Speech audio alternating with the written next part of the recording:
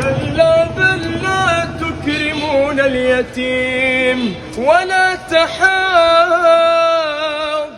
على طعام المسكين وتأكلون التراث أكلا لما وتحبون المال حبا جما.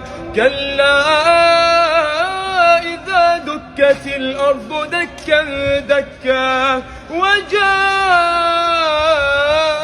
ربك والملك صفا صفا وجيء يومئذ بجهنم يومئذ يتذكر الإنسان وأنى له الذكرى يقول يا ليتني قدمت لحياتي فيومئذ لا يعذب عذابه أحد.